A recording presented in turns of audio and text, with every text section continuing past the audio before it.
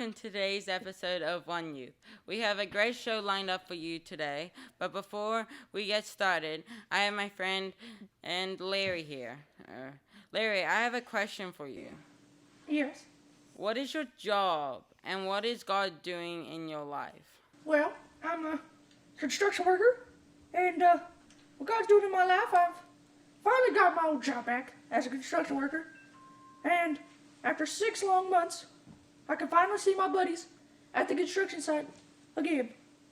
It's just a great time, a hoot and a holler, and I'm just very pleased that I can finally go work on these big new buildings that are going up all around San Diego County. Are you excited for today's show? Of course. I'm going to be in it, so I'm going to be watching it. It's going to be most exciting. Most exciting. Now let's get started with the show.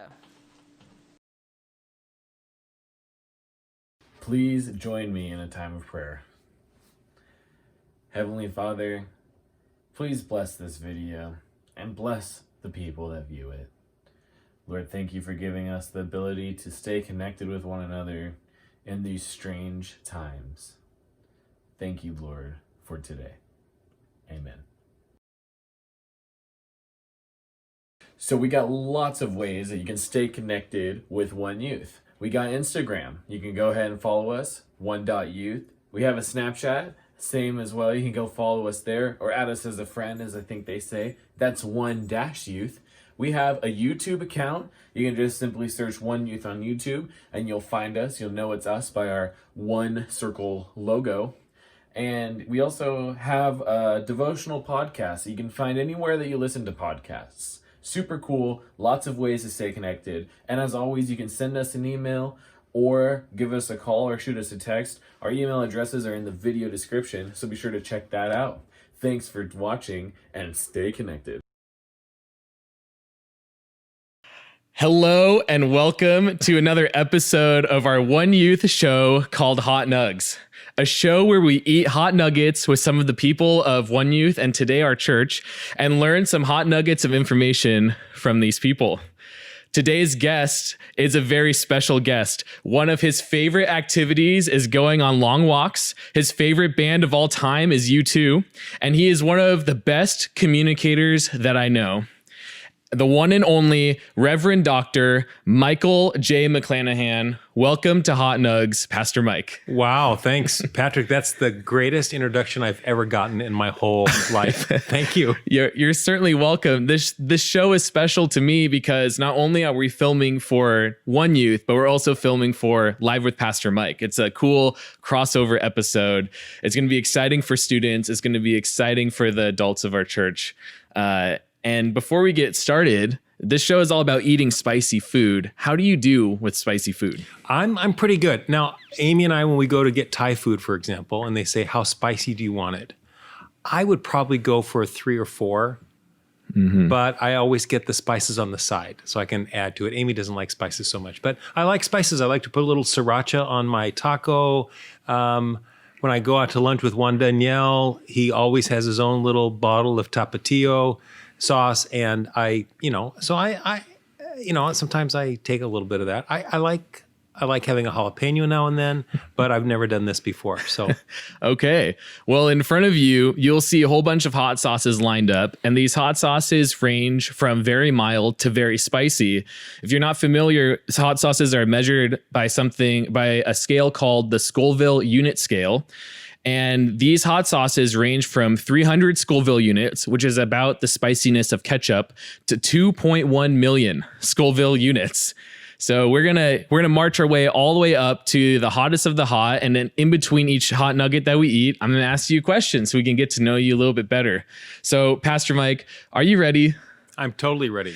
Awesome. Well, let's go ahead and get started. Our first hot sauce that you can go ahead and grab and put on your nugget there is the banana pepper hot sauce. And this hot sauce comes in at about 300 Scoville units. So like I said, not very spicy, about the spiciness of ketchup.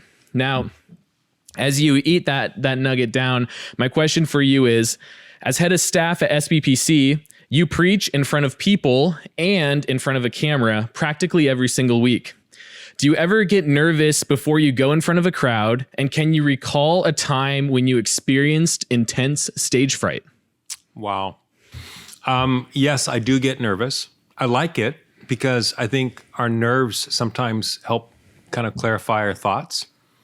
And I like to think that my nerves are a good kind of nerve because I'm reminded that what I'm doing is important. And if I didn't have nerves, I'd think maybe I don't take it so seriously, or maybe I was too cocky. So was there a time when I had extreme stage fright? I have to say that the most nervous I've ever been preaching in front of a group was the first time I did online preaching during COVID.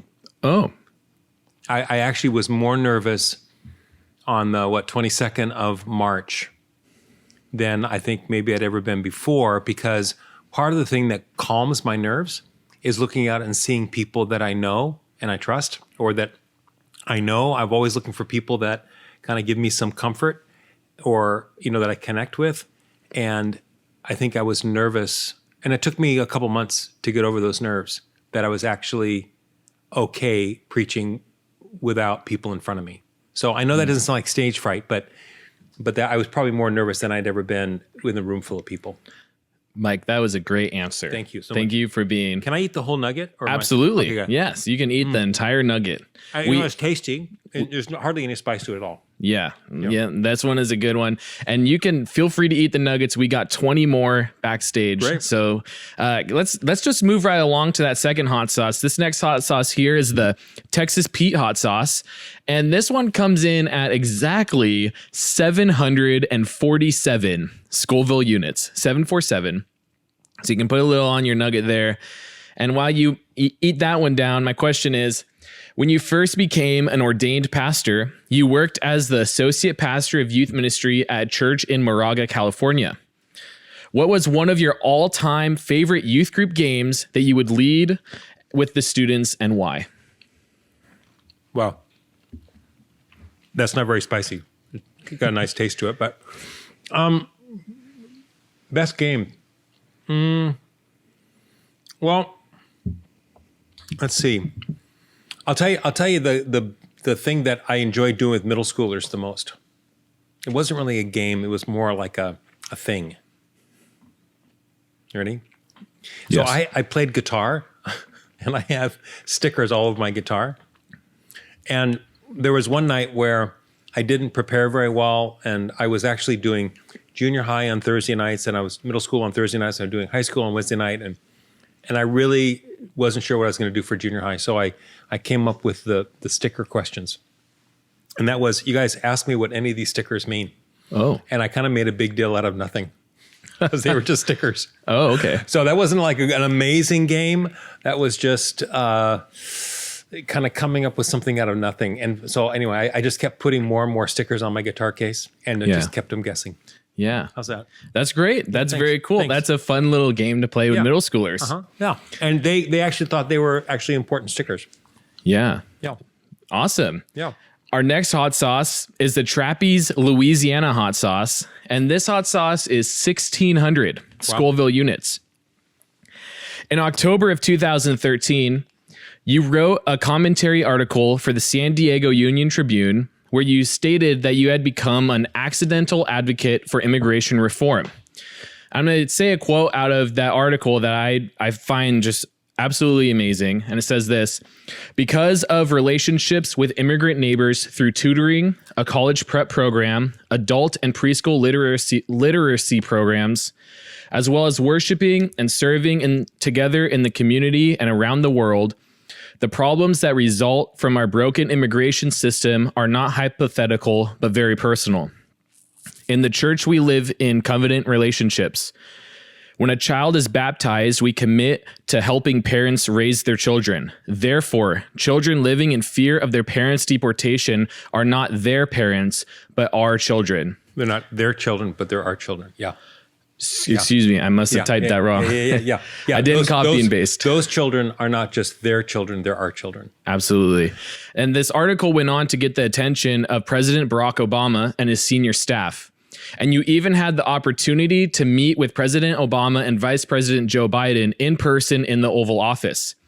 You being one of the only people that I know who has met with the president in the Oval Office, my question for you is, what advice would you give someone before they meet the president? Oh my gosh.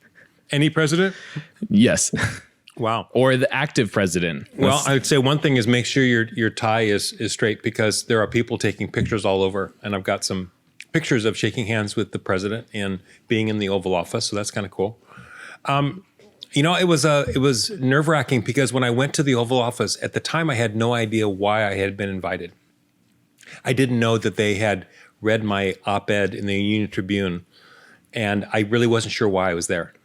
So I would say the best advice I would have is to be yourself, and whatever your story is, whatever reason you're there, just tell your own story. I realized as I was sitting in the Oval Office with all these other people who had national organizations Christian organizations that they represented, and by the way, they were all people who had been in the White House with the president before. They all knew him. Oh. And what I realized about President Obama or any president is that they have a group of faith leaders that they rely on for insight. And we were representing a constituent group of Christian leaders that was more conservative than President Obama, and yet he listened to people's input at the time to try to address immigration reform. So I was sitting there wondering why the heck I was there for a 90-minute meeting up until 15 minutes before the end of the meeting. I had no idea why I had been there, and I was kind of silent. I didn't say anything while everybody else was talking about big national things, and so I thought, okay, I got a red-eye ticket round trip to get here. I better say something, and so I raised my hand. I have a picture of me raising my hand like this, and the President Obama and Vice President Biden were there, and I have a picture of them both listening to me tell my story, which was really our story as a church that went from, 6 months earlier, really not knowing much about immigration and a biblical basis for us advocating for our neighbors, to speaking for about 10 or 12 minutes with the President and Vice President of the United States. And so I'm just grateful for the advice that I got from people who said, just be yourself. Yeah. And tell your own story. Yeah. And I'm grateful for that. Yeah. Awesome. That was a tasty hot sauce. It's still not very hot yet, but I'm sure we're going to get hotter. The graph of hot sauces today goes up very sharply coming up. Go ahead and grab that next hot sauce. This is the Mexico Lindo hot sauce. And this one is 83,200 Scoville units. So we're jumping from 1,600 to 83,200. Now, everyone knows you are a great pastor. However, please think back on your life. Yep. And if you had not become an ordained pastor, what do you think you would have had a career doing? That's a great question. Well, I started out as a pharmaceutical sales rep. I part of my story is I sold drugs before I went into ministry. That's a joke. And so sales was, I was in sales, but I got out of that. I wasn't crazy about that, so I'm not sure I would have done that. I love doing art, but I'm not sure I'd have probably something in advertising, graphic design. Yeah. I love dreaming up new things. I love thinking about how to say things or present things better. Mm-hmm. So probably that. Yeah. Can I go back for a second? Oh, I got to eat this. So here. Yeah.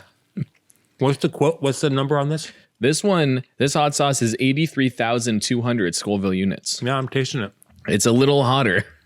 The spice kind of kicks in. Can I go back to the previous question and tell you something about then Vice President Joe Biden? Absolutely. Well, let's go back to question number 3. I walked into the Oval Office and all these other people were there, and I had no idea what the meeting was going to be like. Mm-hmm. And was shaking hands with people, and Joe Biden sees me and says, "Mike, you're from San Diego." I said, "Yeah, I guess they had a briefing or something. They knew we were from San Diego. I love San Diego. I love that." And it turns out we have a mutual friend in San Diego. So And he says to me, he says, Mike, you've got great hair. And he shouts across the Oval Office to President Obama, says, Mr. President, if I had Mike's hair, I would have been reelected. And President laughed, and Joe Biden, he had me by the shoulders, great hair. So I'm thinking that's pretty good. Yeah, that's amazing. I mean, that's not a political statement. That's not a partisan statement. I'm just saying this is what he told me. So I'm thinking that, the president-elect of the United States likes my hair. Yeah. That's a good thing, right? That's a good. Super good That's thing. not a bad thing. No, that's that's a not good a thing. bad thing. Okay. Anyway, I just thought I'd just kind of share that. Not everybody knows that story. Yeah. Well, thank you for sharing. You're welcome. So, And I think that at the time, Vice President Biden was regrowing his hair. So I think he was just admiring the fact that I had had already had a full head of hair. Yeah. I think that was probably his admiration. Yeah. Envy. Yeah. Okay. Now what? Our next hot sauce is called Da Bomb hot sauce. Da Bomb. Da Bomb? This hot sauce is 135,600 Scoville units. Now, I recommend just a little drop of this hot sauce, as it does have a lot more of a kick than the other ones. It does come out a little slow because it is kind of thick. But this hot sauce does taste very good. Did you hear it come out? Yeah, I did. Yeah. I did hear that.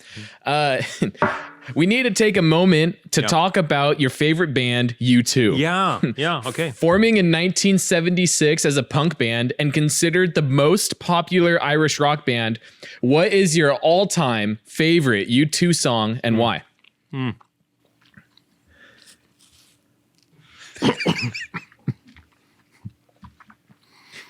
I think There Is a Light. There is a light you can't always see. This is a song for someone. You want to know why I like that song? Yes, please. Because it gives us, gives us hope. I think it describes hope in dark places. There's a light that you can't always see. And in the midst of that doubt, he says, this is a song for someone. And he's describing somebody who has gone through a lot of hardship and pain in their life. And somehow their lives become a song for someone else. Yeah. And I think that's a really cool thing. He did a new version recently on one of the, I think it was Songs of Experience, I think. Okay. Where he did a new version of it. And it's really cool. It's a beautiful word of hope for people. Oh man, that's hot. That one is hot. And now, do they get hotter than this? They get hotter than this. Do, really? Yeah, you're in for a ride. Now, people may know that you yourself are a musical person. You know how to play the Am I supposed to do guitar. the next one here? No, not yet. This is just a little bonus fact. Okay. You know how to lead worship. You know how to play guitar. Yeah. But what our viewers might not know is that you had a short career as a rap artist, coming out with only one track called Small Groups. Check it out.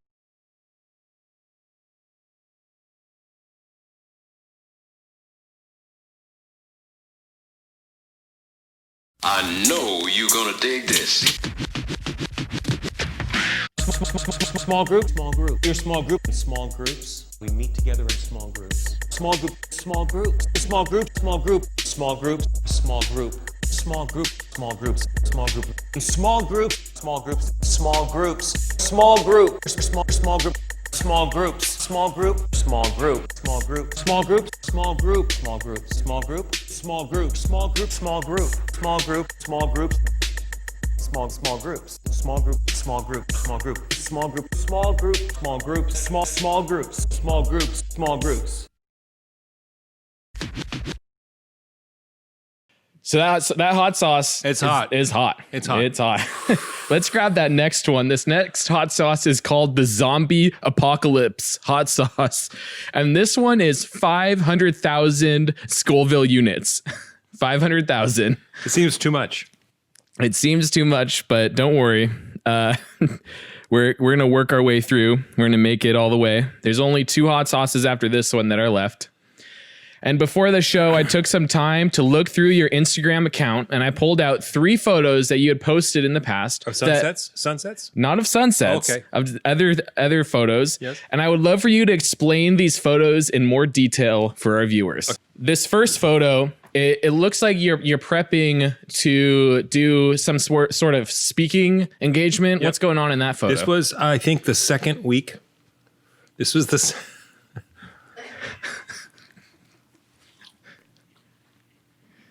This was the second week of preaching from our home.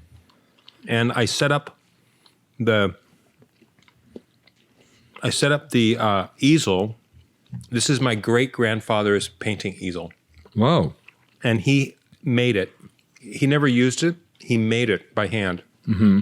And he used to sell these at an art supply store in Burbank. And I think he made this in the mid-50s. Wow. And before my grandfather died, his son, he gave it to me. He said, would you like this? And it actually folds up into like a briefcase size carrying thing. Yeah. And with the handle on it. And I've kept it and I've painted from it. And I was trying to figure out how to set up the camera and my notes. Yeah. And some of the art that we were using during my message. Oh. All right. And so I was thinking, how do I put all that in front of me so I can see it? So I thought, well, I'll get the easel out. Anyway, so that's what that is. Very cool. Yeah. The next photo, it looks like a photo of you having a celebration. Yep. This was my ordination. Oh, wow. So this was 30 years ago. It's my mom on the left, Carol Ann. So 30 years ago, she would have been 53. Uh-huh. And Amy on the right, of course. Amy's got teary eyes. And that was my ordination. And that I was ordained on April 1st, 1990. And I turned 30 on April 3rd. Wow. Wow. So I'll tell you something kind of interesting about that is that at the time I was on staff with another pastor, associate pastor. There's 3 pastors on staff, senior pastor and 2 associates. And the other associate was a woman, and she was ordained on All Saints Day. Oh, wow. And I was ordained on April Fool's Day. Yeah. And very so cool. She was a little more serious than me. And, yeah, absolutely. And then what's interesting is the guy in the back, his name is Don Jones. Oh. The guy in the back is Don Jones. And an interesting thing about him is that he was the lead agent for the FBI in Berkeley in the 60s. Wow. And I don't know how he got into this picture. Yeah. But Don Jones was a great, great guy. And he had some amazing stories about Berkeley in the 60s. I bet. And the FBI. So Yeah. there you go. And the last photo, it looks like it is down near the border. Yeah. Tell me about that photo. This was, I don't remember. I think this was a worship service on the border in Friendship Park, except we are on the Tijuana side of the border. And it was there to, I think it was in connection with those who were seeking asylum in Tijuana. La Posada. This was La Posada? Yeah. Is it? Okay. Yeah. So it was the La Posada celebration, the year that there were so many people who had come to the border seeking asylum. So that's what that was. Yeah. And so it was a group of different Christian leaders on both sides of the border. And I've done that a couple times. And it's a really interesting perspective to be on the Tijuana side of the border and pick like, what's it like to look through to the U.S.? So there you go. That's the last photo that we had. Good Thank you for pictures. sharing a little more insight on the photos there. Let's grab that next hot sauce. This is the infamous ghost pepper hot sauce, and we're all the way up now to 1 million Scoville units. I see that. It says right there, 1 million. It does say 1 million right on the bottle there. Ghost pepper hot sauce, 1 million Scoville units. Patrick, what is it? Why do they call it Scoville? Why Scoville units? I'm not sure. Was it Mr. Scoville that like hot sauce, or was Scoville the name of the town where they invented habaneros or something? I don't know. By the way, the last one was not as hot. I don't know if maybe I didn't pour enough on it. Maybe. But how much should I put on here? Just a little? I would do just a little bit. Just a little, like the a dot? size of your pinky nail, maybe a little more. Pinky nail. Yeah. Your pinky. I don't think your pinky nail is as big as mine. Oh, I do the size of my thumb. Oh boy. But I've done this show a few times. Named after American pharmacist Wilbur Scoville. Wilbur Scoville. Wilbur. I actually I think it was named after Wilbur Scoville, who was a pharmacist, American pharmacist. Oh, I forgot what year it was. Anyway. Yeah. So my question for you, the Camino de Santiago is a network of pilgrimages leading to the Cathedral of Santiago de Compostela in northwestern Spain. Every year, many people follow its routes as a form of spiritual retreat for their spiritual growth. And in 2018, you trained and completed the Camino, walking 500 miles across Spain. Yeah. What is one takeaway from that experience walking with Christ for 500 miles that you still reflect on and remember today? Well, that's a great question, Patrick, because I've been thinking a lot about the Camino during COVID. Oh, Because, Amy and I walked those 500 miles together. And then the next year in 2019, I walked 180 miles or something like that by myself for 2 weeks. I think it's for me, the takeaway is being okay with uncertainty. Oh, And so, the uncertainty of this COVID pandemic, we think we know what's going on, but we don't fully know what's going to happen next, right? Like you wake up in the day and you wake up in the morning, you think, oh yeah, I know we're isolated. This is our routine. And then something happens that you didn't expect, or there's an announcement in the news, or things don't turn out the way you hoped it would, or you had to cancel an event, or you got to change course. I think being okay with uncertainty. The funny thing is, when I went back in 2019 for 2 weeks, that was my takeaway. And I came back saying, I am so good with uncertainty now. Like, I got this nailed. I got uncertainty nailed, which was probably prideful. And, but I think, a daily reliance on God. There's a great Apple TV Plus documentary called Long Way Up, where they go day to day trying to find a charging station for their electric motorcycles. And it reminds me of the Camino, of each day, like, where are we going to stay? What's it going to be like? I don't know. Yeah. What are our beds going to be like? I don't know. Right. So you have to be sort of open. Who are we going to meet? Where are we going to find? Where are we going to get food? I don't know. And for people who really have to plan their schedule, there's a letting go of your plans because it's just out of your control. There's nothing you can do. You can follow the map and you can follow the guidebook, but you have no idea really when you get there what it's going to be like, and if the place is going to be closed, or, like I said, who you're going to meet, what conversations you're going to have. Yeah. And that's a great lesson for our walk with Christ, because, we like to make our plans, but we have to be open to hearing his voice and being surprised by the stranger, being surprised by the person we met, or the things that happened that we didn't expect, where we actually could find joy and we could actually find some deeper meaning. So, yeah. Cool. That was not as hot as I thought it was going to be.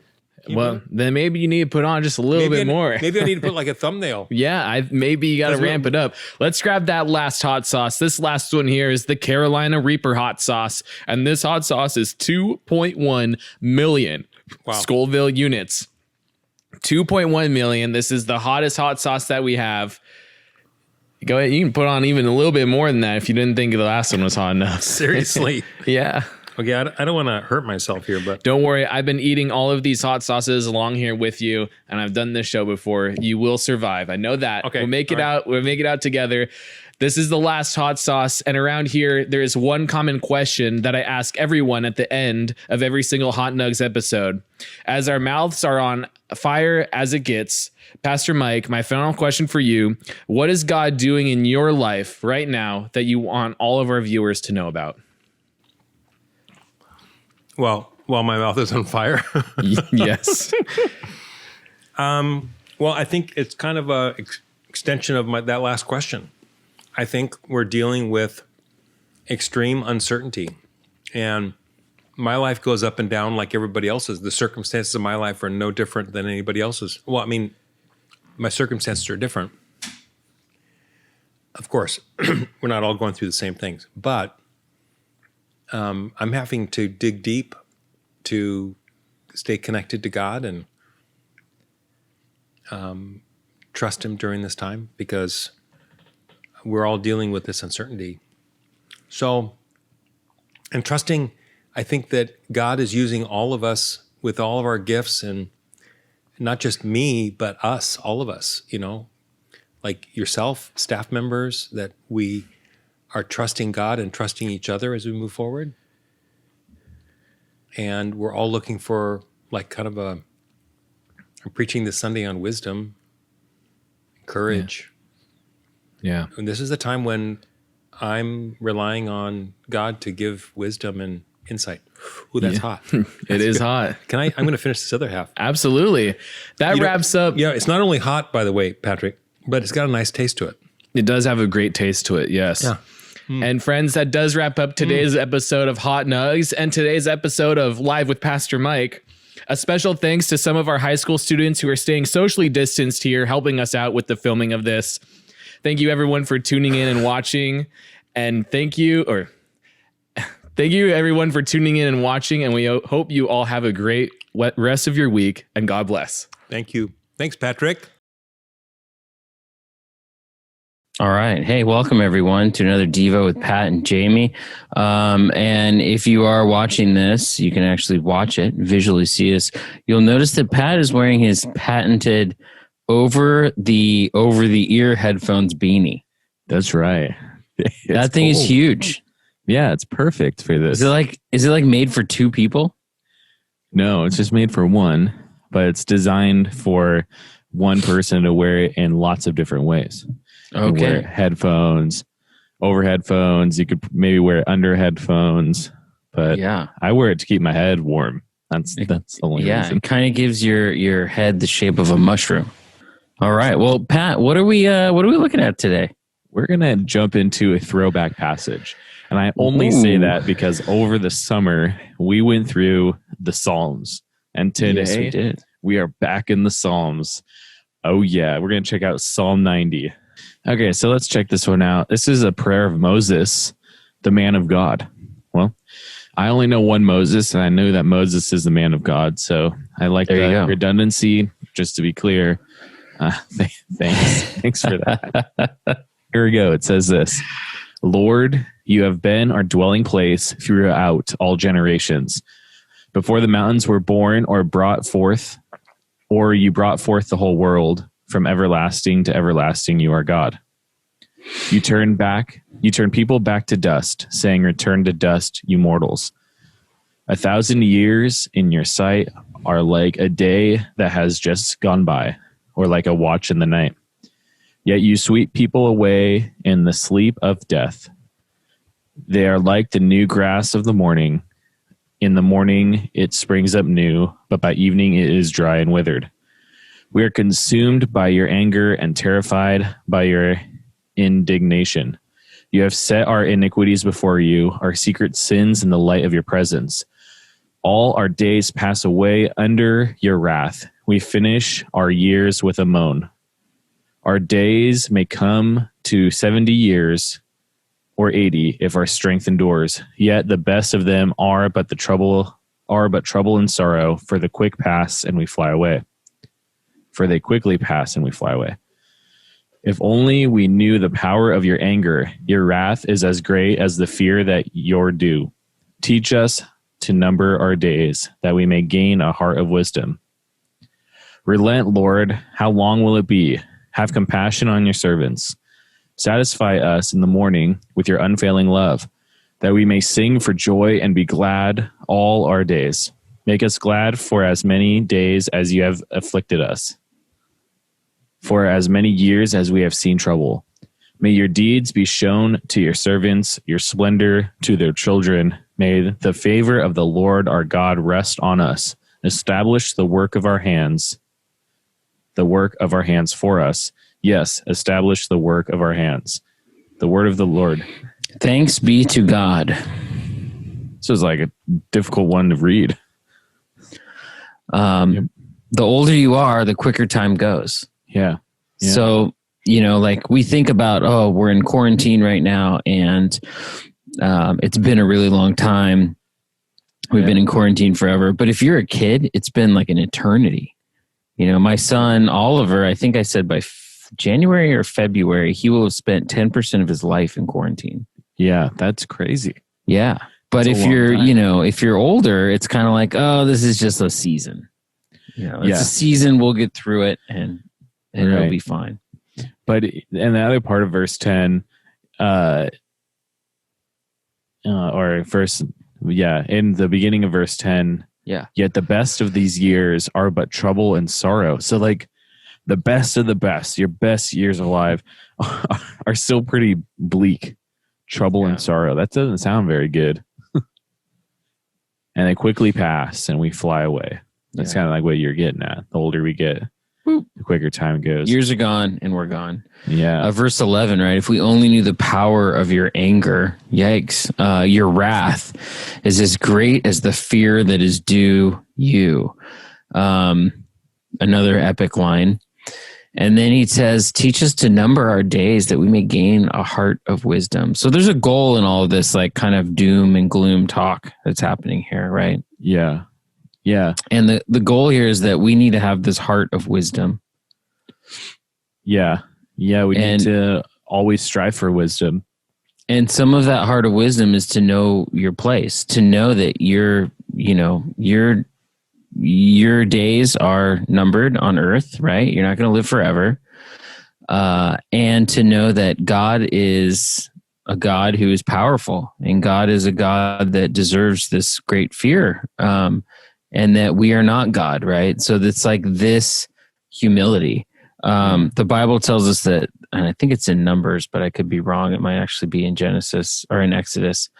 But it says that Moses was the most humble man who ever lived. Yeah. Which is ironically written by Moses traditionally.